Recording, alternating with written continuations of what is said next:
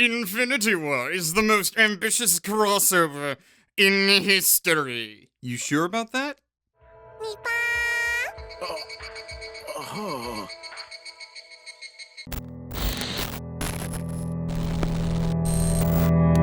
This first reaction is brought to you by viewers like you. Thank you. In my quest to watch more anime, I have been doing my best to keep up with as much as possible, and thank God for that. There are downsides to having a really good season with so many good shows. Key among them being that there is a lot of good content that's gonna end up getting unnoticed because we just don't have the time. Case in point, Last Period. In a brief summary, Last Period is about a party of adventurers in a fantasy-esque world based on Japanese RPGs with gacha mechanics, though they do try to play it off as totally not a game. The adventurers are not human players with lives, but real characters that just happen to be filling those roles. Up until this past week, the series has just been low-key treading over popular tropes of those games in particular, making good fun, but honestly not being extremely remarkable. It's got this cast of lovable recurring villains, though, called Wiseman. That's really been the only reason why I've come back for it for a third week. The main characters themselves are just a mishmash of plain potatoes, nothing really noteworthy about them, barring that one girl whose sole purpose is to break the fourth wall and explain the running gags. All that changed this week when the characters are sent to a village that's apparently being haunted. In reality, it's just some of the villagers that are trying to build up the scary reputation of the town for a crossover event, because remember, this is a world that's really a game, it just pretends that it's not.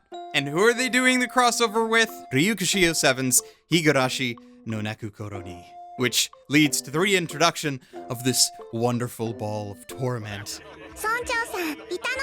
Huh?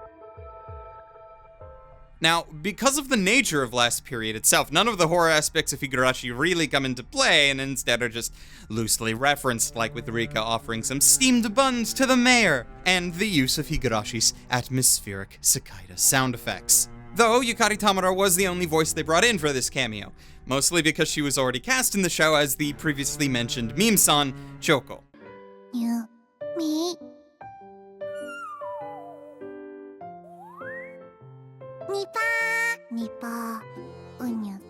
And you know, it was very likely that I would have missed out on this particular cameo. Last Period is a show that prior to now has really been under the radar for me. Not so under the radar that I haven't watched it entirely. There are still some shows I haven't gotten to yet, but I was this close to missing out on this cameo. This cameo for one of my favorite anime series ever. I do find it hilarious that now 3 out of my top-ish favorite anime of all time have made reappearances with this season. 2 with sequels, and now this third one with a cameo. Of course, now that this cameo is over, the question becomes, is it still worth it to continue watching Last Period? Well, I'm going to.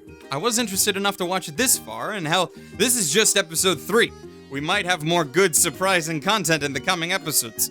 We don't know. Though it is very possible that this was just a really large jumping the shark moment, but hey, I'm willing to find out. It's a cute little show that is worth the 20 minutes of my time each week, though I don't see myself trying to catch up if I ever fall behind for whatever reason. I just don't have an attachment to the main cast, which is my problem. If they get actual, personalities, it might be easier to latch on to. But hey, if you really like Higurashi and haven't caught up at all yet, Last Period is available over on Crunchyroll for you to watch. And if you have never seen Higurashi, my god, go and do that thing, and that'll be up on HiDive for legal streaming, and I'll put some links down in the description for you. As always, a very special thank you to all of my patrons who support my videos and allow me to continue to do what I do. You guys are amazing. And to you, my gentle viewer, thank you for watching. Until next time, stay frosty.